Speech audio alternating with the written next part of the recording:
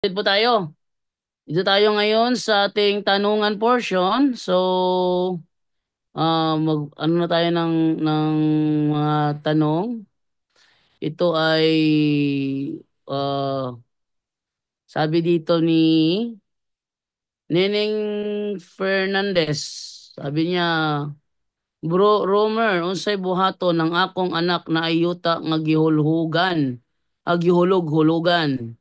Iyang gitukuran og balay, pero wala pa nila gibalhinan. Pero usahay among tulugan, ako lang ang naa sa grasya kay dili pa si dili kumpleto. So hindi kumpleto no. Dito muna tayo sa isang namang tanong dito is from True Champion.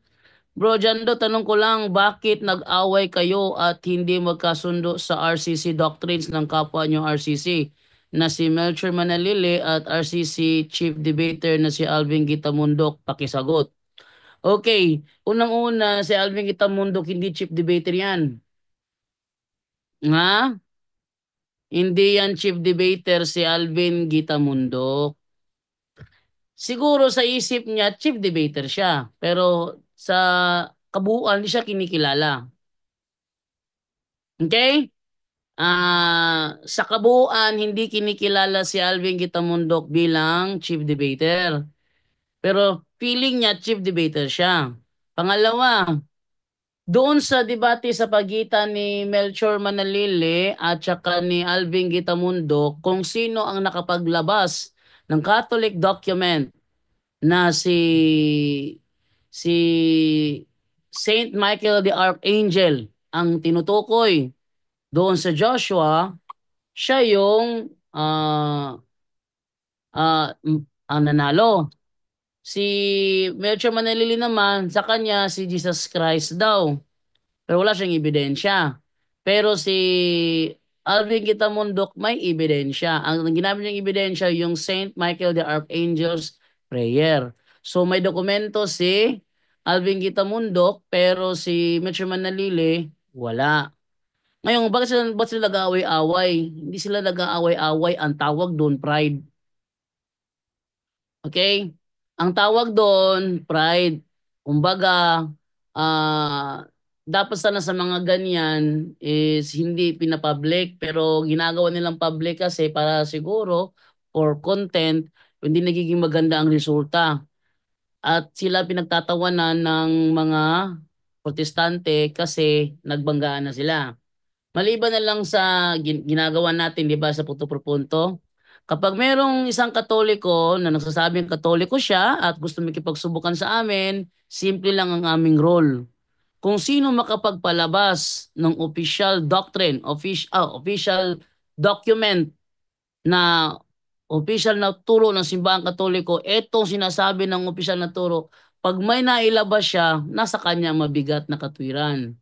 Kung walang mailabas, opinion lang niya, yan ang nabutata. Okay? Yan ang nabutata. Kung wala siyang mailabas, kung may mailabas, parehong may mailabas, babasahin yung kabuuan ng konteksto para halimbawa, yung God died issue. Sama natin yung God died issue, ano? Yung sa God died issue, may karugtong yung words doon, yung attribute. Yun ang keyword, attribute. Kaso nga lang, ayaw nilang gamitin yung term na attribute para patuloy silang magbangayan. Actually, wala naman talagang kontrahan sa aral ng Katoliko. Ang problema lang kasi sa isang side, ayaw makinig. Gusto niya manindigan siya, pero ayaw niya makinig sa kabilang side. Kalahin mo, nagdeklara na yung CBCP. CBCP pa ginawang mali, siya yung tama. Sino ba siya? Di ba? Ngayon, ito naman kay Alvin Itamundok, based naman sa aming experience naman sa kanya, is ah, gusto lang niya na hindi siya mahigitan. Ayaw niya mahigitan siya, lagi siyang on the top. Kaso, dumadating talaga yung panahon na may dumadating. Alam mo, kami to tanggap namin yan eh. Tanggap namin yan na talagang may darating at may darating na higit pa sa'yo.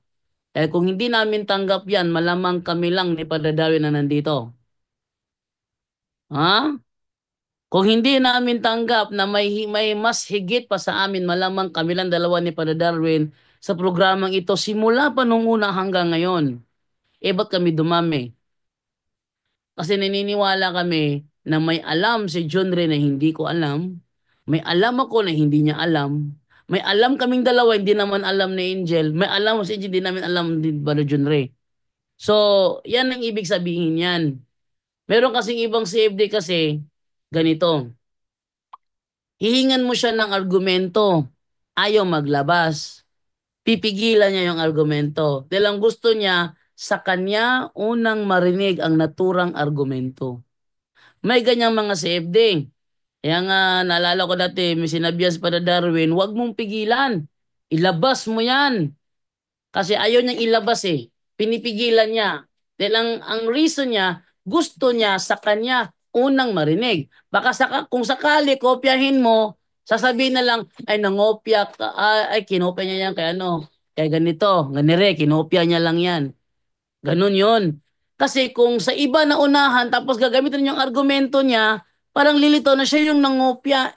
In fact, in reality, sa kanya nagmula, nauna lang ginamit ng isa, ayaw niyang lumitaw na siya ang nangopya. Kaya pinipigilan niya. Ang gusto niya sa kanya unang marinig. May mga ganyang CFD. Oh, mga ganyang CFD ha. Meron din ibang CFD, tira ng tira sa kapwa CFD para ang mga protestante, ano siya, manood sa kanyang content. Eh di tataas yung views niya. Pag tumaas yung views niya, tataas yung kanyang kita. At magiging well-known pa siya. Yun ang reason doon, True Champion ha. Walang kontrahan sa aral ng Katoliko. Ang may kontrahan lang yung pananaw ng bawat isa dahil mayroong isa dyan ayaw maniwala. Alam mo dati, isang gabi, talakayan tayo with Randall Canton. May, may nilabas akong dokumento na ang Katoliko, opisyal, na nananampalataya na si Mother Mary is the mother of the church. Pero tumututol siya. Nang hanapan siya, nasaan ang ebidensya mo na hindi katuruan ng Katoliko na si Mother Mary is the mother of the church, wala siyang inilabas. Ang sabi lang niya, hindi lahat ng turo tama. Ha? Kung hindi lahat ng turo tama, ilabas mo ang tama. Wala siyang mailabas, sariling opinion lang niya. Meron siya nilabas ng Barjando? Ha? Meron siya nilabas? Sariling opinion nga niya. Oh, sabi niya, si Kristo ang nanay.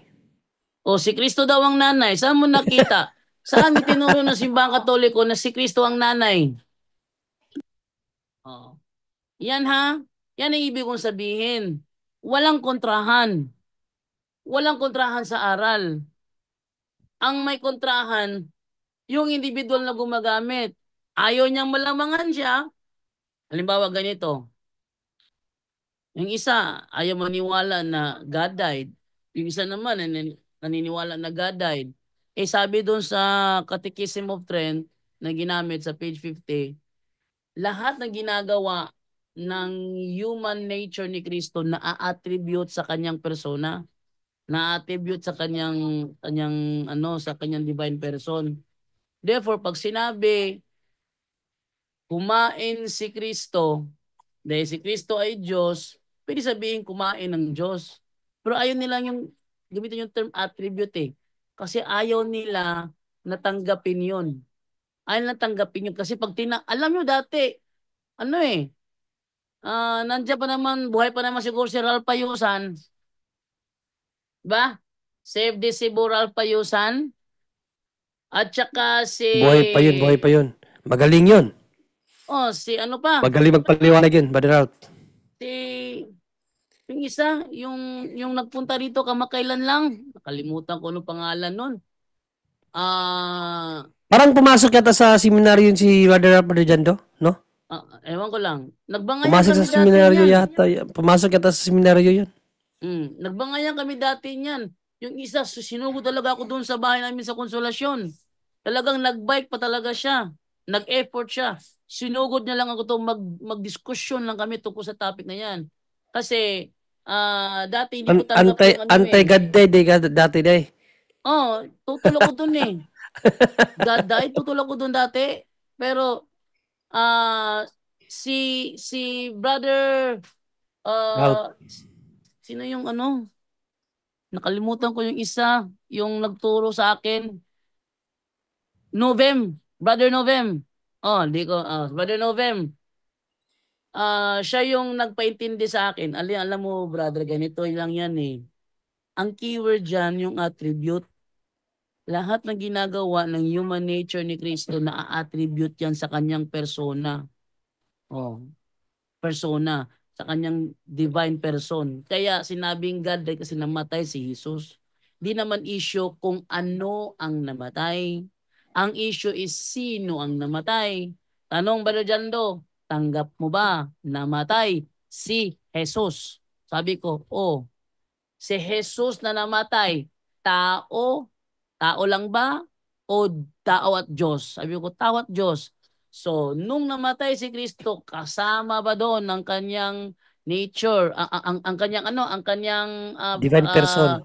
ang kanyang God person? Sabi Divine ko, person. hindi. Sabi niya, ibig mo sabihin, magkahiwalay ang kanyang ano, ang divine person at ang kanyang human nature. Hindi magkahiwalay eh. So, Tama. actually, nag-effort si Brother Novem noon sa Plaza Independencia. Inabutan kami alas 10:30 na ng gabi. Nag-effort siya. Hinatid ba nga niya ako sa sakayan eh kasi baka may mangyari sa akin, no? Baka ma-hold up ako doon kasi yung lugar na yun uso doon yung ano, yung mga gano'n, no? Lalakad kami ni Brother Novem, mga babae doon na, Sir, 500 lang, sir. May gano'n talaga. So talagang delikado talaga yung lugar. Hinatid ako ni Brother Novem hanggang makaalis yung sinasakyan naming jeep, no? Ibig sabihin, talagang nag-effort siya at dahil doon nakita ko talaga pag uwi pa sa bahay, hindi pa ako agad natulog. No. Pinag-aralan ko pa yung sinabi ni Brother Novem. Ganito, ganito. Ang keyword lang pala yung attribute na nakalagay doon sa Catechism of Trent, nasa page 50. Kasi kung 56. tama, na God died, bakit sinasabi ng ano, Jesus died not as God but as human? But died not as God?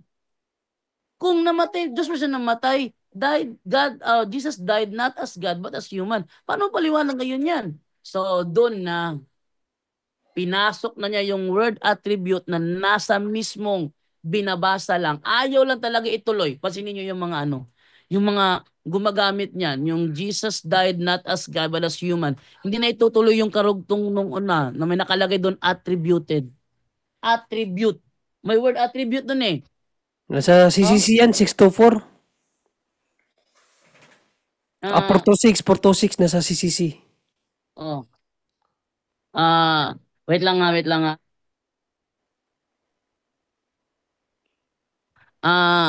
Yun ang ano doon eh. Nung natanggap ko na yung word attribute, doon ko na naunawaan, tama pala. God died in His human nature. Tama nga pala. God died in His human nature. So, dahil doon, hanggang ngayon yung mga matigas ang ulo, bangay pala ng bangay, walang kontrahan sa aral. Talagang matigas ang ulo nila.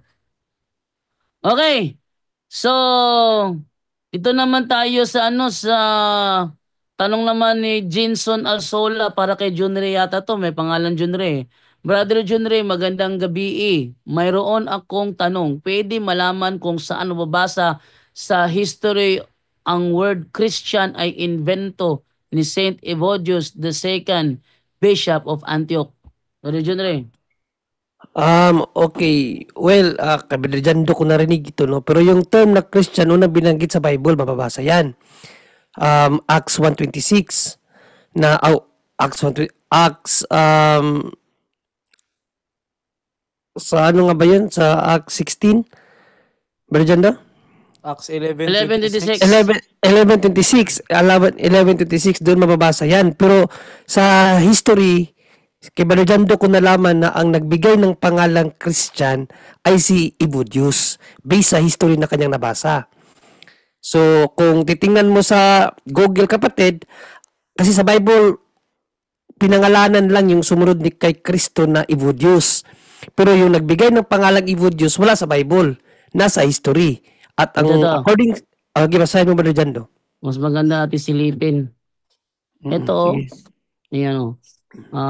Ito, meet the saint who invented the name Christian. Ayan o. Saint Evodius was the second bishop of Antioch after Saint Peter. In the Acts of the Apostles, Saint Luke mentions the city of Antioch and the great, wait lang ha, may lumasok na ano eh. And the great contribution it made to Christianity. So Barnabas went to Tarsus at palakihin kasi masyadong maliit. Yan. Okay. Alexi muna. Ayan o. So Barnabas went to Tarsus to look for Saul, and when he found him, he brought him to Antioch. For a whole year they met with the church and taught a large company of people, and in Antioch the disciples were the first time called Christians. However, St. Luke does not go into the details about how the designation as Christians came about. For that, tradition gives us St. Evodius, whose feast day is May 6. Saint Peter the Apostle, the first pope, is said to have been the first bishop of Antioch and is believed to have founded the early Christian community there. While he did not remain in Antioch very long, Peter appointed a successor before he left. That successor was Saint Evodius, who became the second bishop of Antioch. Saint Evodius was the third bishop of Saint Ignatius was the third bishop of Antioch, makes reference to him in one of his letters saying, "Remember your blessed father Evodius, who was made your first pastor by the apostles."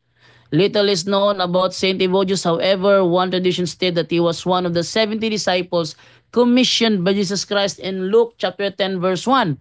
So isa siya sa 70 disciples doon. Di ba nasa Luke chapter 10 na kumuha siya ng 70 disciples? Isa pala si Saint Evodius doon. Walang alam ang dating daan dyan. Kasi wala sa Bible nakasulat. And it is also believed that Saint Evodius was principally responsible for naming the followers of Jesus Christians. In Greek, Christianos or Christianos meaning follower of Christ. So ayan, ito yung ebidensya na ang nagbigay na pangalang Christian ay si Bishop Evodius. Okay. Brother John, ituloy ko sa iyo. Yes, yun na bro. Yun ang pinakasagot sa lahat. Sa akin naka-address pero actually sa iyo ko narinig yan. At nalaman natin na si Evodius pala ang nagbigay ng pangalang Kristiyano kasi wala yan sa Bible. Kaya nga mali yung Bible alone kasi pag wala na sa Bible nga na. At sabi pala dito Brother Jando ni Paquito Junior Talaba, "Thanks bro, nasabtan gyud nako ang God died." Salamat daw sa iyo Brother Jando at naunawaan niya ang God died. Yun. Actually, mahirap At saka, kayong tanggapin lang yun. ba dito, dagdag ko lang, no? Mas madali siguro maunawaan using the word attribution ba dyan, no? Kasi yun talagang ginamit ng term sa simbahan, no? Sa Council of Trent at sa CCC na all human nature of Christ should be or must be attributed to His divine person. Ang iba kasi ang iba pagkaunawan na sa attributed ay ano lang, parang ikapit lang daw. Hindi talaga Diyos, ikakapit lang. Mali po. Kasi tandaan natin, lahat ng gawa ng Diyos, attribution niya yan. Kung hindi kayo maniniwala na attribute, literal ang namatay ang Diyos literal, kasi ang sinabi ng simbahan, attributed, hindi daw literal. So, ganito, kung hindi literal ang pagkamatay, kasi attribute lang, tandaan natin, ang attribution ang isa sa attribution ng God is God cannot die. Attribution ng God yan. God cannot die. Meaning yan, attribution ng God. Question, yan bang attribution na God cannot die? Literal ba dyan o hindi? Literal. Oh. Anong pinagkaiba sa God died? Attribution din niya yan eh. Ganun lang po yan. No? Kung ika-counter yung unawa nila na hindi literal ang God died kasi attribution ang sinabi ng simbahan. must be attribute to His divine person. So, hindi yan literal kasi attribute lang eh. Ibig kasi sabihin ng attribution daw sa kanila ha, ang ibig sabihin ng attribution, ano lang, parang ipahid ba? So, parang, halimbawa, ako, nalagyan ng putik. Yung kamay ko, nalagyan ng putik. Pero yung kamay ko lang nalagyan ng putik, hindi ang aking pagkatao. Ganun sila magano yung paliwanag eh. Yan ang attribution. Kasi parang ano lang daw na pinahid lang. Pero hindi po ganun, no? Kasi tandaan natin lahat ng gawa ng Diyos. Ang tawag diyan attribution. Isa sa kanang attribution, ang Diyos hindi namamatay. Pag sinabi mong hindi literal kapag sinabing attribution, sinabi mo na rin na hindi pala totoo na hindi namamatay ang Diyos. No, kung i-reverse ko natin yung mga argumento na yan, hindi po yan po pwede, mga kapatid. Mahulog po na illogical lahat ng katuruan na nalalaman natin na itinuro ng simbahan, even sa kaniyang immortality na ang Diyos hindi namamatay. Kasi attribution ang tawag dyan. Lahat ng gawa ng Diyos, lahat ng kanyang nature ang tawag dyan, attribution. So kung hindi literal ang God died kasi attribution lang, eh huwag na rin natin paniwalaan na hindi siya namamatay kasi attribution lang din yan, Brother Jando. Okay. Narito, ating ipakita, nakita ko yung yung mismong Catechism of the Council of Trent, page 37. When we confess that he was buried, we do not make this as it were a distinct part of the article, as if it presented any new difficulty which is not implied in what we have said of his death. For if we believe that Christ died, we can also easily believe that he was buried. It is not, however, our belief that the body of Christ alone was interred. The above words proposed as the principal object of our belief that God was buried. As according to the rule of Catholic faith, we also say with the strictest truth that God died and that God was born of a virgin. For as the divinity was never separated from his body. You know?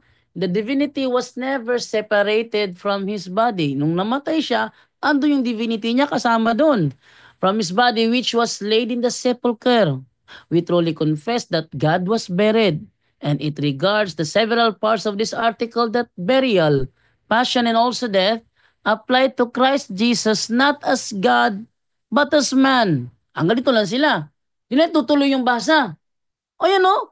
Apply to Christ Jesus not as God but as man. O, ang ganyan Brother lang. Jando, parang mali Hindi yata yung page mo, Brother Jando, mali yan. Hindi yan 37. 50 nga, 50. 55 yan, 55. 55. 55. Ito naman. To suffer and die are incidental to human nature only. O yan o. To suffer and die are incidental to human nature only. Yet, ito yung keyword. Yet, they are also attributed to God.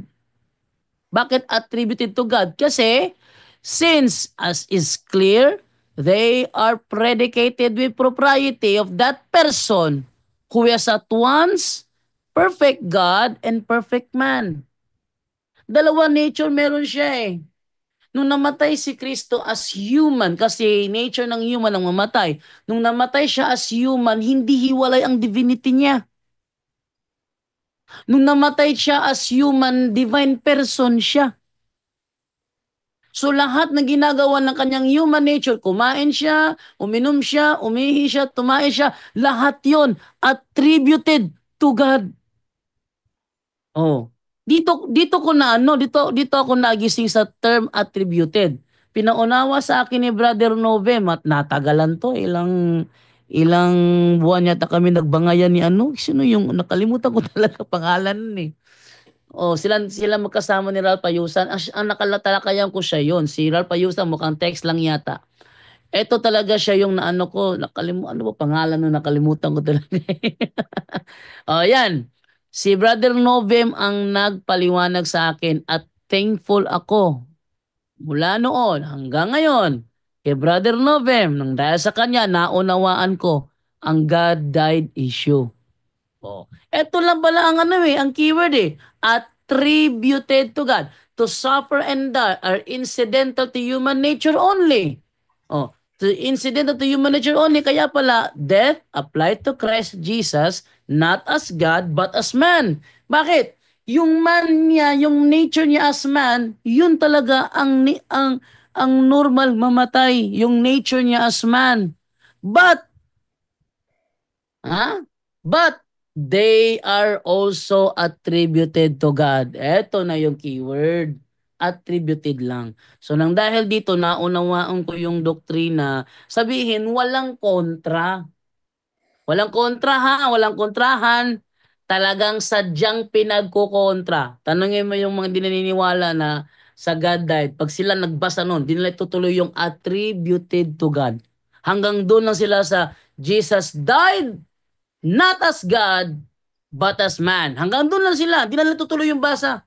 Para hindi mabasa yung word na numang gawin ng kanyang human nature are also attributed to God. Bakit? Ang persona ni Kristo is perfect God and perfect man. Oh, yun. Yun ang reason doon. Alamat lang ako sa kanila at naunawaan ko. Okay, may next pa ditong may nakarisan ba sa Zoom? Tingnan natin ha. May nakarisan ba? Wala. So dito muna ako sa comment section. Sabi dito ni Michael Oflaria, ano po ang tunay na relihiyon? Ang Muslim bago ang tunay o ang Kristiyano po? Kasi pinagbawal Fernando, ang pasagutin mo muna din si ano bro, si Bro Kenneth kasi kababalik lang niya. Oh, sige, ibigay ito kay Brother Kenneth. Bro Kenneth, andyan ka pa? Bro Ano yung Kenneth, tanong niya, bro? Ano yung ito tanong, to. bro? From Michael of Laria, ano po ang tunay na relihiyon? Ang Muslim bago ang tunay? Oo, ang Kristiyano po. Wait lang ha. Analysin ko muna ha. Kasi pinagbawal ang syota ko po. Kasi ang syota ko po kasi ay isang Muslim, isang Kristiyano. Hindi ko talaga maintindihan yung message mo, bro. Ano ba yung syota mo? Muslim o Kristiyano? Ay, lipat na lang ko ng ibang tanong, brother, Hindi brother. yung ano lang yung tanong niya ba kung ano ang unang relihiyon, ang Muslim ba or ang Kristiyano? Yun na lang ang Sige, ang yun lang sagutin mo, oo. brother Kenneth. Ano ang unang relihiyon, Muslim o Kristiyano? Baka nag-ano siya, brother Janto, baka ang gusto niyang ipunto, baka nagbalik Islam yung kanyang yung kanyang syota. Bakit tinatawag na balik Islam? Nauna ba yung Islam? Kasi O, pwede rin, pwede nagbalik rin Islam. ganun. O, Oo. pwede rin So ganun. Nauna posible ba siguro. kasi sa talaga lumalabas yung term balik Islam dito sa Pilipinas. Wala naman sa ano yan ibang bansa. Oo. Mm. So, unang-una, yung balik Islam, 7th century na po yan, no? Ibig sabihin, submission of the will of God, no? Itong definition nila. At sa debate nga sa Osami City, naispatunayan ng Islam na yung mga lahat na mga tinatawag natin na mga propeta ay Islam. Lahat ng mga propeta ay Islam, no? At kaya sila yung nauna para sa kanila. Pero ang problema diyan ang unang nag-submit to the will of Allah ayon sa kanilang mga aklat si Muhammad. So nagsimula kay Muhammad noong 7th century. Itong Christianity napaka itong Christianity umabot na ng ilang taon, no? 700 years, more or less, no? Itong Christianity, which is the true and original Christian, is the Catholic Church. Kung tingnan mo yung history, ang mga tinatawag natin na mga historical evidence. So, ibig sabihin, nauna talaga yung Christianity. At kaya nga, sa mga ebidensya na ipinakita na natin dito, Biblia at sa mga reference, ang tunay na simbahan, of course, itong Christianity, na sinabi ni Brother Dando kanina, Brother Kaabag sa simbahan, Brother John Ray, na ang unang gumagamit ng salitang Christianity ay Katoliko, therefore, ang Christianity na yan referring to the Catholic Church. No? So, ibig sabihin, nauna. At bakit nauna? Kasi sila yung kasama ng ating Panginoon ayon kay San Pablo, Galatia chapter 3 verse 2. Kung babasahin natin diyan sa Galatia chapter 3 verse 2, yan no. Andyan sila kasama ng ating Panginoon. Yan yung mga Christian o ibig sabihin Roman Catholic o sakop ng Catholic Church. So, hindi po talaga nauna yung Islam at bagamat kiniklaim nila, pero hindi po nila yan mapatunayan. Ang nauna talaga, yung Catholic at yung kanila pong aklat na tinatawag po natin na Holy Quran, ay marami pong mga ebidensya tayong magpapatunay na posibleng kinopya lamang yan. Ang ibang talata dyan mula sa Biblia, ngunit ang pagkopya ay mali-mali pa. So, yan lang po, Brother Zanto. Sana ay nakatulong sa nagtatanong. Okay, actually, meron kasing ano kung i-search niyo yung ano, atin na lang ipakita para mas maganda, no? Ate ipakita yung si Alat, Manat, and Alusa. Alat, Manat, and Alusa. To. Ate ipakita to. So para maunawaan ito si Alat, Manat, and Alusa. Ayan. Sabi ganito. Alat, also spelled Alat, Alatu, and Alilat, is a pre-Islamic Arabian goddess. Sino daw to sina Alat, Manat, and Alusa? Oh? At one time worship under various associations throughout the entire Arabian Peninsula. So sila ay pre-Islamic Arabian goddess at sinasamba sa entire Arabian Peninsula including Mecca where she was worshipped alongside Alusa and Manat as one of the daughters of Allah. Ngayon itong pre-Islamic, ano to pre-Islamic? Ito.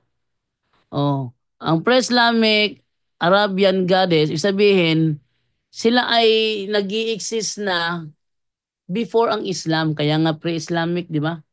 Pre-Islamic goddesses, Arabian goddesses. So, wini-worship na sina Alat, Manat, and Alusa as the three daughters of Allah before Islam.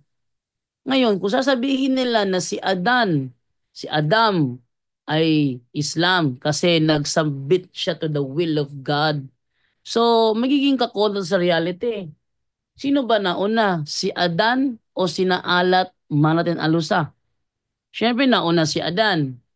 Kung nauna si Adan, nahuli sina Alat, Manat, and Alusa kasi may mga taong gumawa sa kanila.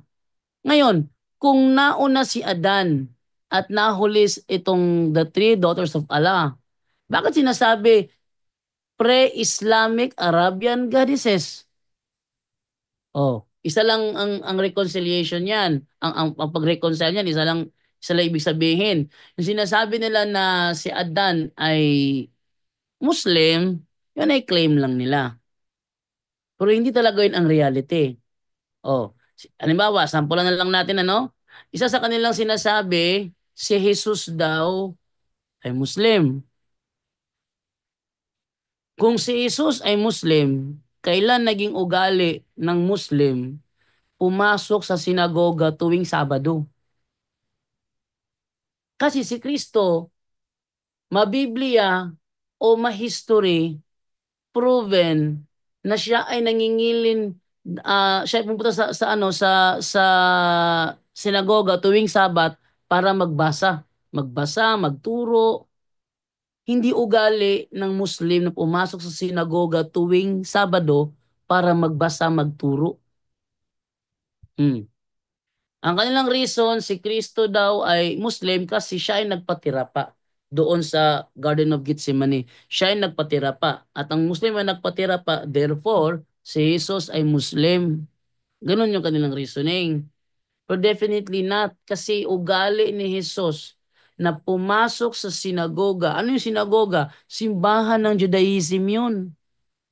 Ang simbahan ng Muslim, mosque, hindi sinagoga. Oh, tuwing Sabado siya ay nasa sinagoga para magbasa at magturo. Ginagawa ba ng Muslim yan? Hindi. Hindi naman ugali ng Muslim yan eh. Araw-araw Oh. ka mo. Oh, at saka ah walang ano, wala silang katuruan na gaya ng ano katuruan ng Islam. Ang layo ng katuruan ni Jesus sa katuruan ng Islam. So May kinumpo 'yun. tanong pala dito, Brother Jando, kay Sister Maria Luisa Tapes. Nakabisaya lang to na, pero tatagalogin natin. Sabi niya, good evening, Brother John Ray. Pag magrosaryo or mag-prayer, pwede ra ba usa ka kandel lang ang dagkutan? Wala pud nako nabatasan nga mudagkot. Need ba gyud ta mudagkot, Brother John Ray? So sa Tagalog, ang tanong niya, sa pagrosaryo daw at pag-pray, pwede daw ba na isang kandila lang ang gamitin, ang sisindihan?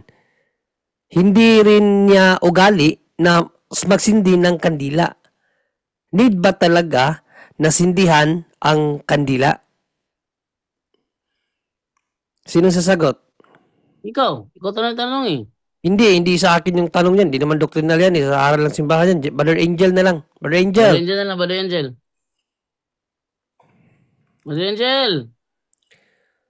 Yes, gising pa. Akala ko tulog na. Inantok ako dun sa ano. So anyway, yes po, kailangan po ng hanggat maaari, no? Hanggat maaari may kandila po tayo. Dahil ang kandila, hindi lang sumisimbolo sa ating Panginoon Kristo, kundi ay sumisimbolo rin ng ating mga panalangin. Yung usok na umaakyat sa taas po, no? Yan po yung mga prayer natin ayon sa turo ng simbahan. But of course, siyempre, in a case-to-case basis yan, kung hindi ka makapagkandila, kung nasa labas ka, of course, wag, no? But nire-record po tayo kasi talagang kailangan talaga nakakandila kapag nagro-rosary. Importante po yan. It symbolizes Christ as a light of the world, and at the same time symbolizes also our prayers, no? Going up to heaven, to God. Yung mga prayers natin, yung mga usok na paakit siya sa taas, yun nagsisimbolize ng mga prayers natin papunta kay God. Yun po, Bro Junry. Maraming salamat, Brother Angel. At wala nang tanong dito, Brother Jando. Okay, may tanong dito. Sabi ni Jervin Reblando, Batubatan Official. Tama ba? Alam ko, before Christian, meron Buddhism sa Philippines. Ang modern religious na ngayon ay almost Catholic. Yes, totoo po. Na before Christianism is nakapasok ang Buddhism sa Pilipinas, pero hindi siya lumaganap at hindi din siya tinanggap. Actually, worldwide, Naka- Brother Jando, mas nauna naka-influence talaga ang Buddhism. I think 6th century BC, before Christ, meron ng Buddhism. 6th century nagsimula ang Buddhism. Good evening pala kay Brother Kenneth daw, ayon kay Paquito Talaba. Andyan din pala siya. Yes, na-miss nyo si Brother Kenneth. May tanong din dito, Brother Jando. Akala ko to reply, pero may question mark kasi. So tanong to sigurado. Kay Efren Palanya. Ang kasal, binyag, libing, walang bayad yon? Abuloy lang yung ibinibigay na pera. Pang-maintenance lang lahat yon. Pagkain, kuryente, sweldo at iba pa. Di ko alam kung sagot niya ito kay Gumburza or tanong niya ito. Wait lang ha. Tingnan ko lang muna ha. Sagot niya kay Gumburza. Wala, patuloy ba dyan, Doc? May question mark kasi. Okay, sabi dito ni Anthony Owanel, bakit tinatawag nila mga Katoliko na naging Islam ay balik Islam? Sa nakatuwid, galing sila ng Katoliko. Dapat ang kanilang pangalan ay balik Katoliko. Maaari bang may paliwanag? Ito yung sagot natin. Yung term na balik Islam, only in the Philippines lang yan. Wala yan sa ibang bansa. Balik Islam, wala. Ba't sinasabi nilang balik Islam? Paniniwala kasi nila na ang Pilipinas before pumasok ang Kristyanismo is Islam. Is either yan or lahat ng tao sa mundo Muslim talaga. Muslim talaga. Kaya nga sabi nila si Adan, Muslim na. Prophet Adam, Muslim na. Sabi ko, Prophet Adam? Anong propesya ni Adam? Hindi makasagot yung si ano si Muhammad Ali Tumaranga, tinanong ko siya. Prophet kasi is nagpa-prophesy. Anong propesya ang ginawa ni Adam? Anong propesya yung sinabi niya? Hindi makasagot si ano yun, tumawa lang si Tumarangan noon pa na.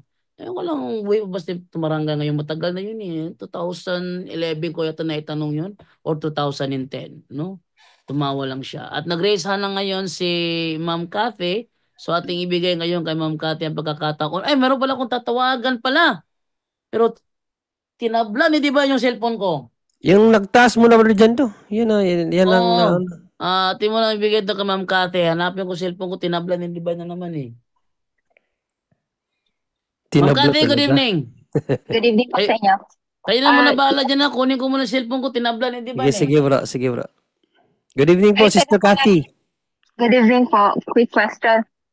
Pag Sige yung po. bang mga pare o yung mga pare Sister na Kat, medyo ilayo ng konti yung mic mo. Medyo nag-ano siya, medyo yung boses mo nag-scatter dahil sa mic. So, ano mo ng konti, distance lang. Sige po. okay. Pag yung bang mga pare or missionaries, pag namatay sila sa isang lugar, halimbawa wala sila sa isang bansa nila, pag namatay sila sa malayong lugar, hindi na sila iuuwi or obligado na sila na doon sila ililibing sa ano na yon, lugar na yon. Sige, bigay natin kay Brother Kenneth. Brother Kenneth, yun bang mga missionaries na mga religious orders like Madre at Pare, Brother Kenneth, pag namatay basta doon sila ililibing sa lugar kung saan sila Brother Kenneth? Yes, kapatid, salamat sa napakagandang tanong, no. Pero sa information ko lang na nakuha, yung tradition talaga ng simbahan, kapag yung obispo ay kung saan siya last naglingkod bilang obispo, kung saan siya namatay o saan siya last naglingkod, doon siya ililibing sa katedral mismo. Di ko alam, Brother Jondre, kung sa kaparian din po ba, ganun ba? Pero sa tradition po natin, kasi dito sa amin, namatay yung obispo namin, si Bishop Bong Lunas.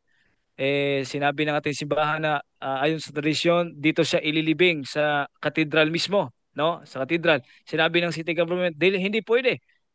Kasi kakasuhan namin kayo sapagkat yung lugar delikado. O yung lugar, maraming tao, maraming mga establishmento. Pero pinapatuloy ng simbahan at meron tayong mga lawyers na ginagamit yung simbahan para mapatupad lang talaga yung tradisyon natin na doon ililibing yung mga obispo. At hindi ko lang alam talaga, sorry talaga sister, baka may makatulong sa atin dito.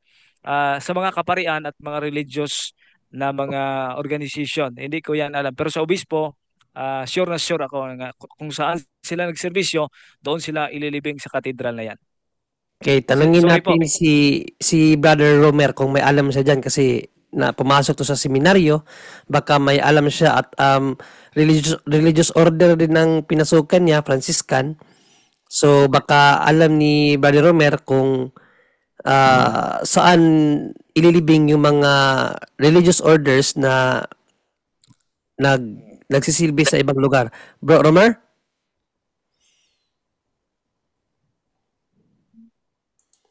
Brother Romer? Diyan ka ba, bro? Baka walang... Ayun. Nakamute yata siya. Nakamute ka ba, bro? Ayun. Okay. So bro, sa amin, sa mga Franciscans, kalimitan lahat po ng mga religious na mga missionary, depende po talaga yan. Kasi sa amin, may namatay kami na kasama ng friar, si Fra Matthew, doon po sa Benin yata yun, or doon sa Italy. Italy. Kasi aksidente, nahulog siya sa balon, tapos hindi siya nakuha mga ilang araw. Doon nababad talaga siya sa ilalim. Grabe yung snow doon, ang lamig. Doon siya nilibing sa Italy. So merong iba din na mga missionaries namin na kasama na si Fra Luis, namatay siya sa Italy, dinala ng Pilipinas. So meron din yung mga madre na namatay sa Kazakhstan. Kazakhstan yun, na sobrang lamig, -40 yun doon. dinala din dito sa Pilipinas. Tapos meron din kami na mga madre na namatay doon sa sa mission. Kapag pahirapan na po talaga yung pag-transfer, doon po talaga nililibing. Yung mga monghe naman, yung mga missionaries po yan. So yung sa mga monghe at saka mongha, iba din kasi yon. Yung mga mongha, ibig sabihin, yung contemplative, yung hindi lumalabas ng kumbento, sila po meron talaga kami na cemetery. Lahat po ng cemetery namin is approved po ng government sa municipality kasi yung mga sanitary diyan, yung mga papers, kumpleto po talaga yan. So yung mga madre na mga mongha, meron po talaga sila na sa kung ilan ang bilang nila doon sa monastery. For example, 16 lang ang bilang ng mga madre kasi doon, yung limit lang doon kapag mag-exist, itatransfer sila ng iba na monasteryo, lahat po yan, may nakalaan na po yan mga na mga nicho doon talaga sa doon talaga sa monasteryo. So iba-iba po yung pamamaraan. For example, sa mga Carmelites, yung mga contemplative na nagpapalo po sila sa traditional sa pagburial, hindi na po sila nilalagay sa kabaong. Merong iba na binabalot po talaga sa kumot, yung sa mga Carmelites. Tapos may iba naman yung mga, for example, yung sa mga Saint Clare na na mga mongha, nilalagay po sila, meron talaga silang nicho po talaga bawat isa. Doon po talaga sila nililibing sa loob ng monasteryo. Meron din yung sa mga monghe, ganun din po.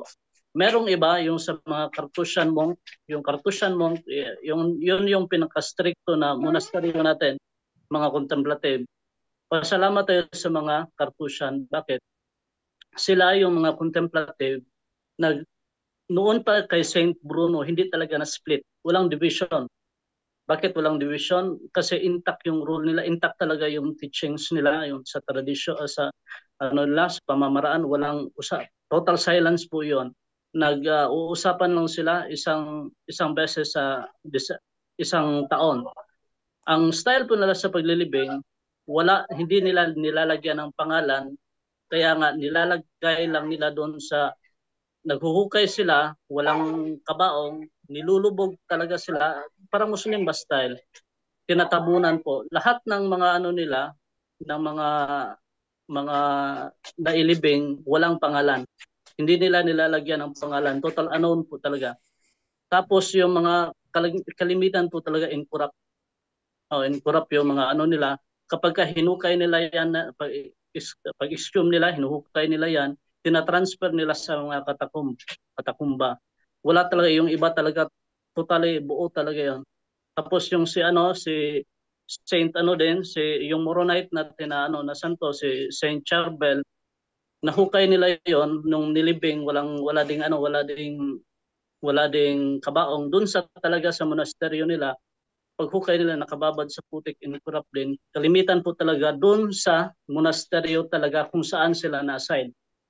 Monghe at saka mongha, ang mga missionaries, depende po yan. Depende po sa kapag matravel ba, depende sa mga hindi sila ini-stricto ng embassy, yung sa aeroplano. Nata-travel po yan kung saan po talaga sa kung Pinoy, dinadala po namin dito sa Pilipinas. Kapag kapahirapan na po, doon po talaga siya sa friary kung saan po siya namatay. So yun lang po, bro.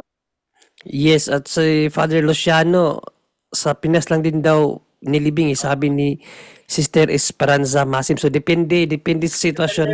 Sister Cathy? Apo. Mm-mm. Yes po, kaya po na-curious lang ako dahil kay Father Luciano. Ayun. Okay po. Next question, Sister. Yun lang po. Salamat po. Okay, maraming salamat. At Brother Kenneth, may nagtanong dito, siguro di siya nakarinig sa topic mo kanina, Bro Kenneth. Sabi niya, may nakita daw sa YouTube na paganism daw ang Valentine's Day. Bro Kenneth, paliwanag mo ulit. So yun yung claim po nila, no?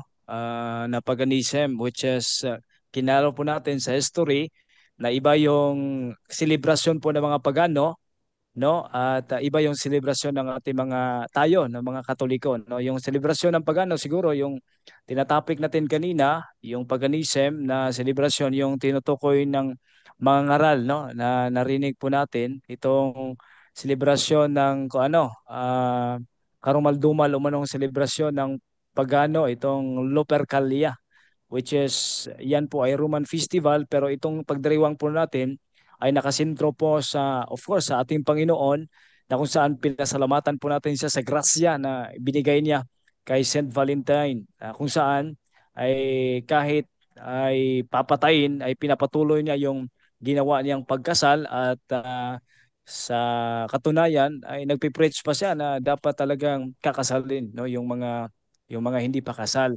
So, yan po ay claim ng mga kapatid, at challenge po natin sa kanila saan mababasa sa history na itong Valentine's Day is pagan in origin. Ipapakita sana nila yan kung saan mabasa. Pero hindi po yan mababasa sapagkat wala pong historical sources na makukuha yung mga historians dyan, at wala silang makukuhang sources, primary at secondary sources. Therefore, yan ay opinion lamang sa ating mga kaibigan ng mga protestante. Opinion lang po yan. Yung celebration din po ng pagano February 15, hindi po February 14. Pero gusto lang talaga nilang idikit, gusto lang talagang irugtong itong celebration natin. Magkaiba sa pizza pa lang, iba na. Sa pangalan pa lang ng celebration, Valentine's Day, sa kanila, sa mga akusasyon po nila, itong tinatawag na Lupercalia, na kung saan tumutukoy sa Diyos-Diyosan na si Lupercus, which is yan po ay magkaiba. So iba po yan. Baka sila po ay nag-celebrate ng ng Lupercalia. Baka sila po kasi gusto nilang talaga na selebrasyon yan. So sila yung nag-celebrate, Brother Zondre, hindi tayo. Salamat kapatid. Maraming salamat, Brother Kenneth. At may alam ka ba, Bro Kenneth, kung kailan nag-rebuild si King Henry VIII? Tanong kasi dito ni Sister Ireneo Doidora, Brother Zondre, kailan nag-rebuild si King Henry VIII, Bro Kenneth? Hindi ako sa history diyan. Brother Zondre, baka Okay. yung mga kasamahan natin Si Bro may Wendell, mga tinapik yan ni credible na Brother mga Wendell. nakukuha. Si Brother Wendell dati, may tinapik siya about kay King Henry VIII. So, sa susunod, sister, no? Pag andito si Brother Wendell, itanong mo ulit yan para masagot ni Brother Wendell. Kasi dati, tinapik ni Brother Wendell yan. Na yung ang pagkakaalam ko lang sa kay Henry VIII, kaya siya umalis, kasi humingi siya ng permiso sa Papa na makipag-divorce sa kanyang asawa kasi mayroon siya napupusuhang ibang babae na hindi pinahintulutan ng Santo Papa. Yun ang dahilan kaya siya umalis sa Catholic Church kasi gusto niyang i-divorce ang kanyang asawa at mag-asawa siya ng iba. Kaya naging rebelde si King Henry VIII at nagtatag ng sarili niyang pananampalataya sa Inglaterra. At yun yung sinusunod nila na pananampalataya doon. Pero tandaan po natin, si King Henry VIII po, no, if I'm not mistaken, siya po ang kauna-unahan yata na naka-receive ng award na Catholic Faith Defender Award. Siya yata dahil sa kaniyang pagdepensa sa simbahan. Ano yun magaling sa si King Henry VIII, magaling sa debatihan pagdating sa pananampalataya. Kaya yun ang nalaman ko na istorya about kay King Henry VIII. Pero kung kailan siya nag-rebuild yung taon, yun ang nabanggit ni Brother Wendell dati, nakalimutan ko lang yung taon. Sister sino yung nagtanong? So yan ang ating maibigay na kunting information patungkol kay King Henry VIII, patungkol sa kanyang pag-rebuild. May tanong din dito saan ba yung isa? Okay. Ayan, Nakabalik na ayan ako. na, si Brother Jando. Kabalik na ako kasi ano ko muna to kasi para matawagan natin kasi yung isang araw pa to hindi na napagbibigyan Divine naman, ayaw. Yung cellphone ko naman, hindi titigil lang hanggang di malubat. Okay, so meron ako 6% sa aking cellphone. Baka ano to? Baka pusin ako ng battery. Pero try ko tawagan pa rin si yung magtatanong. Okay, try ko tawagan to ha. Ano si Buddy Romer? Andito. Okay, tawagan ko ulit to. Baka sakali sumagot. Ah, kasi nagtawag siya dati, napahaba tayo doon kay Randall Canton. Hindi siya napagbigyan. So, bago muna siya, sabi dito is, isang tanong pa nandito. Ito ay galing kay Pedro Dagohoy. Sabi niya, kung dili mo o yun sa Hudiyo, bakit hinalo nyo ang Old Testament sa New Testament Bible nyo? Okay. So, actually, hindi namin hinalo ang Old Testament sa New Testament.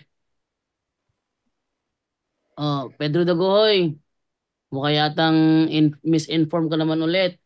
Hindi po hinalo namin ang... Wait lang. Hello? Lang ha? Hindi ko muna to ha? Basta ko muna to. Ah, hello? Hello? Narinig ako? Wala ko narinig dito. Narinig kayo? Wala. Mahina. Wait lang ha? Hello? Lang. Try ko lang lakasan.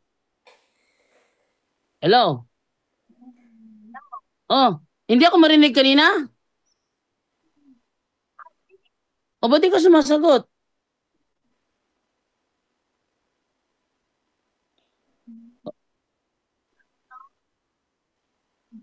Hello? Wait lang. Hindi pala nakabit. Ito pala. Okay. Narinig mo ba ako? Ayan, narinig na. Go ahead, go ahead. Ano yung ano? Tanong mo dati, nakalimutan ko eh. Sa punto por punto to, ay ti ko andun sa kwan. Sa punto por punto ba to sa YouTube? Yes. Oo, kasi kagabi nakatulog ako kagabi. Pwede lang magbisaya ako? Sige, Bisaya ka na lang eh. Hindi naman ni Robert yung Bisaya eh. Sige, go ahead. Sa punto por punto kanang naro ko pangutana ba about bitaw atong kuan kanang unsa kay ini kanang mag speaking of tongues ba? Speaking of tongue. Kay sa una good 2006 kanang member ni sa Couples for Christ. Then naamat ni sa workshop gitudloan niya to din pag abot sa katong kuan naging sa Espiritu Santo panong sa gitong kato baptism, then nakadawat ko ato sa katong speaking of tongues. Hantod nga napadayon hantod nga nawala na mi sa kupos na ngadto mi sa charismatic. Mao gyapon kanang matumba ko din paghuman kanang mag-istorya ko ba pero wala ko kabalo kung unsa akong pangsulti. Nga hantod gyud to nga kanang mga pila gyud to ka years nga naa mi sa kuan sa charismatic. Then wala na mi sa charismatic mga pila na ka years. Then ang natabo ato pag abot sa kuan 2018 ang ako ang anak nagkuan siya ba naghikog nag-suicide niya pandit siya kanang namatay din siya pa. So akong pangutana kay naminaw magugod sa mga sa live ni Father Darwin sa mga talk sa YouTube sige ko glantaw ana niya isgutan man about ana nga kay abi na ko sa una kato okay to nakadawat ko sa gasa sa Espiritu Santo kay mao lagi gitudlo ngayon ana di magtuo nga kato na salamat Ginoo nakadawat ni sa imong gasa mga inaana niya din mao dito natabo pagka wala namin sa couple wala namin sa charismatic 2018 mo to naghikog ang akong anak so akong pangutana nga nabilong ba ang katong paghikog sa kong anak kay katong dawat ni siguro nakakuan ko nga dili dito Espiritu Santo ang nadawat siguro namo ang kato guro tong lain nga na angkod nakuan sa akong anak wala akong pangutana Brad Joy, Brother Romer, pakisagot. So ganito po 'yan, yung sabi mo, yung pagbigti ng anak mo, may connection ba doon? So hindi po natin Oo. 'yan talaga, ganito 'yan sister ha, hindi po natin talaga 'yan ma masasagot na may connection or wala. Kasi hindi naman po sa lahat ng panahon, yun po yung mga ginagawa natin. May connection po yan kasi meron nga, nabanggit nga, may nagreklamo din, di ba, doon sa Negros na lahat daw ng ginagawa natin, yung dinidiin natin sa demonyo, wala tayong turo niyan. Yung lahat ng magre-react sa demonyo, wala tayong turo yan, nayawaan, lahat ng nag-react, nayawaan. Meron nga iba yung sa ano, Oo. yung mentally ill, yung meron sa psychological problem. So sa mga nagbibigti po, halos kalimitan po may psychological problem yung iba. May iba din na kaso kami doon sa Bohol na possess po siya nung magbibigti sana. Kaso nakita ng tatay niya nung nakabiti na siya doon sa Kisame, buti na lang naabutan niya. Tinanong ng tatay, bakit ka nagbigti? Kasi kakasamba pa yun eh. Galing pa yun sa ano ng simbahan, yung sa activities nila. So sabi ng anak, hindi ko po alam tay, bakit ako nagbigti. So nung deliverance ni Padre, yung sa exorcism, nag-react po talaga, daming demonyo. So merong mga ganyan. Meron ding iba na nagbibigti sila dahil sa problema. Blinded po yung mind nila dahil po kinain po sila ng problema nila. So, meron talaga mga demonyo na naka-attach dyan. Pero dahil po kasi nawala sila doon sa kanilang pag-iisip na yung nawawalan sila ng prudence kung ano ang tama at saka mali. Kaya po nagawa nila yan. Meron talagang demonic influence po talaga. Merong ganyan. So, yung nangyari sa iyo na yung sabi mo yung speaking in tongues, kailangan ng workshop. Hindi naman talaga kinakailangan ng workshop para mag-speaking in tongues ka. Wala talagang workshop yan. Meron kaming kasama si Brother Emil.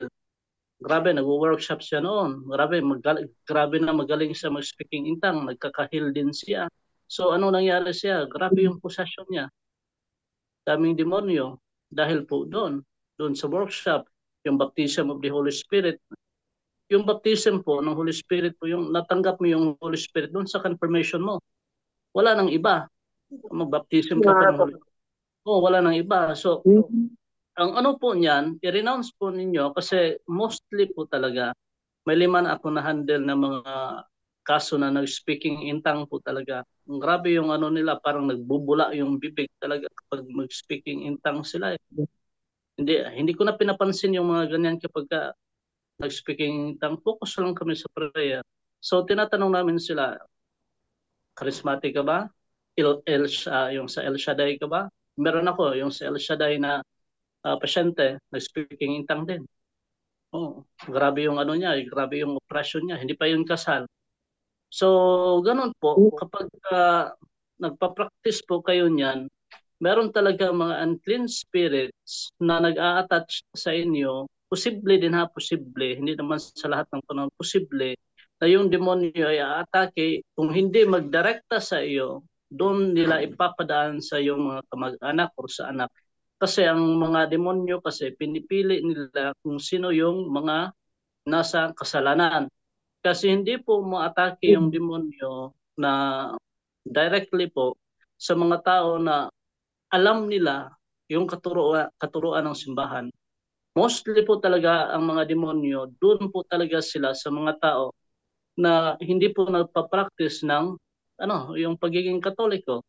Kasi ang daming turo ng simbahan pero hindi pina-practice. So, paano na po yan? Atakihin ka po talaga ng demonyo.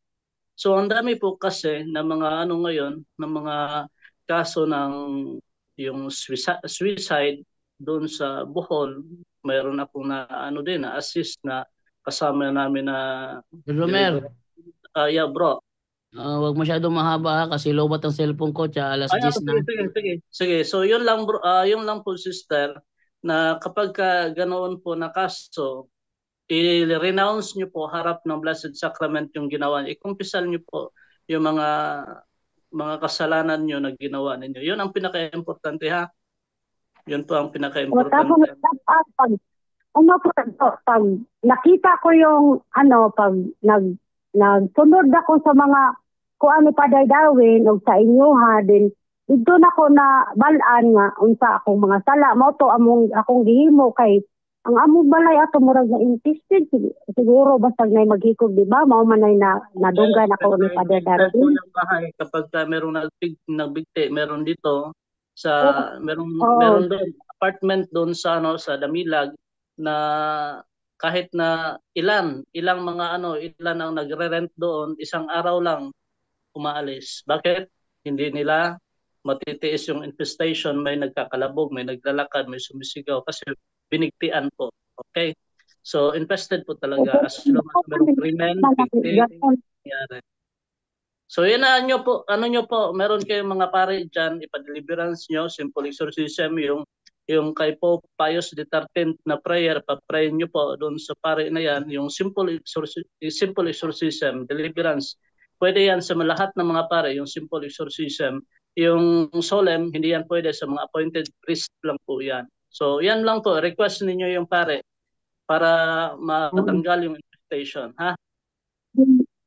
Ginawa namin ngayon kanang sa kami sa among asawa sa akong bana sa akong mga anak musimba mig kanang paghuman ako nagkumpisal ko dayon paghuman kuan ni akong mga anak kung dalog timba dayon mag rosary ni taga kadlawon. Yes po, ang pinaka-importante po talaga diretso kasi malubat na si Bro Jando. Ang pinaka-purpose po natin dito is sakramento. Yan ang target natin, hindi po yung deliverance kaagad. Sakramento talaga. Punta kayo sa sakramento lahat. Tawag kayo ng pare, ipa-deliverance ninyo, tapos mag-pray kayo palagi doon sa bahay ninyo. Nandun yung love, unity, yun po ang pinaka-importante. So wala na pong iba. Kahit na ano pang rason, anong rason ng infestation, kapag ka nandun kayo sa grasya ng Diyos, maghanap kayo ng pare. Yan po ang pinaka-importante. Kasi ang pare, yung kura paruko ninyo, ang inyong ama dyan sa parokya. So yan po. Oh. Di nasa koy usa ka na kay naamang koy kanang grabe kay akong gibatsyag ato sa wala pa ko pangumpisal ba kay grabe kay ang sakit sa ako ang tiyan dahil nga rin kong batiis din naglibog yung sa akong gibatsyag ato din katong nagpa-blessing ko ni Padre sa punto por punto di ba naaman madomingo kanang sa mag-blessing si Padre o kanang oil inana so nagpa-blessing ko akong gibat ako sige na ko siya hapla sana naulian to din nawala siya ako na po na ako'y nabatsyagan karon nga di jud ko kasabot kay mura ko night time nga kanang mga alas 10 sa buntag o alas 4 sa hapon kani akong ulo piping sakita mura ko galok do jug bato nya dali ram sa tag 5 minutes we na pagkahapon na pud naa na tag siya bugat kay kung ulo mura ko gakarga og bato mao na jud karon akong nabatya. Ganito sister, ipa-check up nyo po talaga. Yan ang pinakaunang advice namin. Kapag wala pong nakitaan na simptomas, doon mag-deliverance po kayo kasi yan po talaga ang advice namin. Doon sa mga tao na may mga sakit, kahit na operation pa yan, ipa-check up nyo muna. Kapag wala po talagang findings, direct na po kayo sa team. Kasi yun po talaga kapag walang findings. Meron din na walang findings sa doktor, pagkatapos ng deliverance, lumalabas yung mga sakit dahil po yan, binablind ng demonyo yung mga laboratories po natin. Meron ganyan, dami na namin cases niya na nagtaka sila na wala naman sana silang sakit, pero nag-deliverance, meron silang sakit, nakitaan sila ng sakit. Kasi blind nga ng demonyo yung mga oppression po natin. Ganon po talaga yung demonyo. Alam ng demonyo anong gagawin. So yan po, para hindi tayo ma-discourage, ang pinakauna po natin, ang kaligtasan po, yung isipin natin. Huwag po yung mga sakit. Kasi yung sakit po, i-offer natin yan sa Diyos kasi may naghihintay na malaking grasya sa mga tao na nagmamahal sa sakit. Yun po ang teachings ng mga santo eh. The more na meron tayong sakit na mapipil sa buhay natin, once na i-offer po natin sa Diyos nan, grabe ang merit po niyan. So, huwag palampasin na kung meron tayong sakit, tanggapin po natin with love. Yun ang pinaka-importante.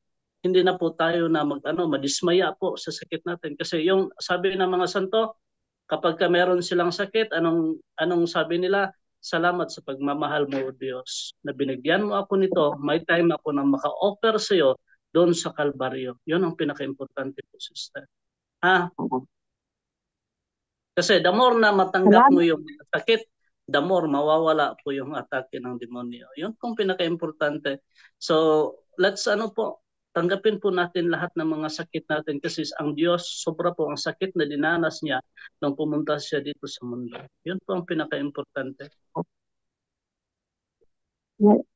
Maraming salamat. Salamat sa pagsagot sa akong Sige mga po. pangutana. God bless po. Brad, thank you. God Thank bless you po. kayo, Brad. Ha? Sige, salamat. God bless.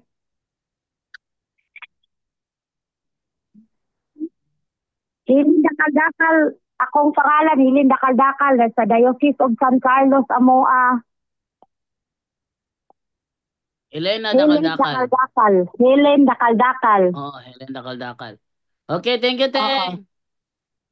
Sige, salamat kayo. Oh. Ang battery ko na lang dito is 1% kawawa. Divine talaga kasi, po. ayaw tigilan ni Divine hanggat hindi maubos yung yung battery kasi pag nag-play siya ng YouTube, naka full brightness pa naman. Oh. Kaya talaga madaling malubat. Ano ba naman to? Full charge to na kinuha niya. Ayun, ng persento na lang. Okay, so 10:00 na po.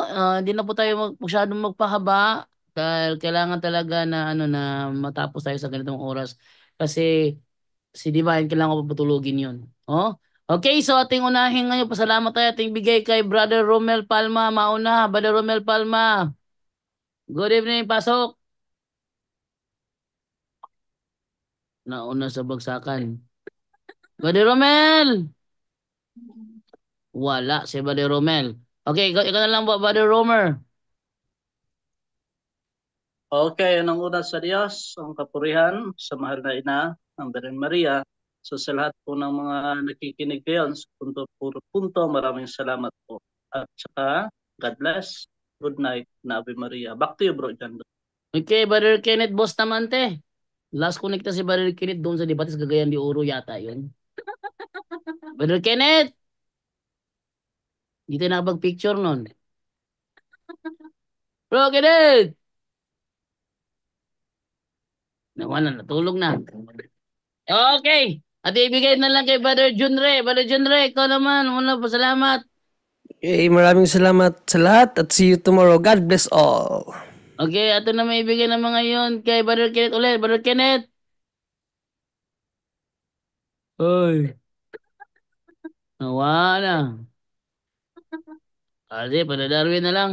Atin na lang i-ano kay Brother Darwin para sa kaniyang huling mensahe at pasalamat. Brother Darwin, pasok. Hello mga kapatid, magandang araw po. At dahil napalawak din natin yung through social media, marami nang pumapasok sa seminaryo. At walo po yung lumapit sa atin na magpatulong ngayon lang na school year. At merong diocesan, maraming diocesan, at meron ding mga religious po. At ang problema nila ay financial help. At sabi nila, Father, tulungan mo kami. At sabi ko sa kanila, pasok lang kayo doon. Dalhin niyo lang yung pangalan ko. At ang Diyos is a great provider. So meron tayong, sana matulungan natin sila. Meron kayong biyaya, pwede kayo mag-share any amount po para sa financial support ay magampanan natin at marami pa tayong matulungan na papasok sa seminaryo po. Meron tayong GCash at meron din tayong bank account sa ating Facebook page at sa YouTube channel natin. At yan po ay gamitin natin for evangelization po. Hindi po yan para sa sarili ko. Meron tayong sports evangelization, meron tayong mga market evangelizers, at meron silang maraming mga kinakailangan. At through sa inyong generosity, marami tayong maabot at marami tayong matutulungan. No? Fight Team Maria at Tax FD with a humble heart po. God bless. Thank you, Brother Darwin. Atin may bigay ng mga yon kay Brother Kenneth. Brother Kenneth, uling pasalamat at mensahe. Ay, ayun. Nagbabalik ako ng bata. Good evening. Salamat sa opportunity. Mabuhay po ang punto por punto. God bless. Pray for us po. Okay, thank you. Atin may bigay ng kay Brother Angel ng mga yon. Brother Angel. Amen. Praise the Lord. No? Muli, maraming salamat po. Unang-una sa Diyos, sa kanyang lahat ng kalwalhatian at kapurihan, magpakailanman. Thank you, Father God. Thank you, Jesus. Thank you, Holy Spirit. Thank you rin po kay Mama Mary. No? So, paalala po sa lahat. Sana ma-share nyo to. Daniel 12:3, no? Sabi ni Propeta Daniel, na nag-aakay sa kabutihan ay magniningning sa kalangitan, magpakailanman. So, sana ma-share nyo po ito. Katulad yan, ang dami na nag-ano sa mga YouTube, no? Ang dami na nag-influence sa mga biktima ng mga pastor, no? Mga nabudol-budol ba? No, ngayon, yung na biktima sila sa mga aral ng mga anti-katoliko at ngayon pinapangaral nila hanggang ngayon, no? Yung Valentine's Day daw ay sa pagano, Valentine's nga eh, no? Paano naging pagano, Saint Valentine's nga. So, yun, no? Pag hindi natin ma-share itong punto por punto, kapatid, maraming pa maililigaw ang mga yan. So, sana ma-share po natin, no? At ngayon, paalala ang pag-ibig sa pag-ibig at sa Valentine's Day, no? Ulitin natin po yung kanina. Ang sabi rito, ang pag-ibig ay matyaga, no? Magandang loob, hindi nananaghili, nagmamapuri o nagmamataas. Hindi magaspang ang pag-uugali. Hindi makasarili, hindi magagalitin. O mapagtanim sa kapwa. Hindi nito ikinatutuwa. Ang gawang masama, ngunit ikinagagalak ang katotohanan. Ang pag-ibig ay mapagbata, mapagtiwala, puno ng pag-asa, at nagtiyatyaga hanggang wakas. So, walang pag-ibig po na higit pa rito, no? Yan ang ginawa ng Diyos sa atin, no? John 3:16, for God so loved the world. Ganun tayo kamahal ng Diyos. He gave His only begotten Son. No? For whoever, sabi nga, who believe in Him will not perish, but will have eternal life. Gano'n ka ba kamahal ng Diyos? Yan, binigay niya ang kanyang bugtong na anak. Sana yung pagmamahal, ang ituring natin sa kapwa natin, ay yung pagmamahal ayon sa turo ng Diyos at ng simbahan. Huwag po tayong gumawa ng sarili nating batas sa pagmamahal, ayon lamang sa turo ng Diyos at simbahan. Amen. Yun lang po. Naway marami tayong natutunan ngayong gabi ito. To God be the glory. Salamat po. Back to you, Bro Jando. And good night, everyone.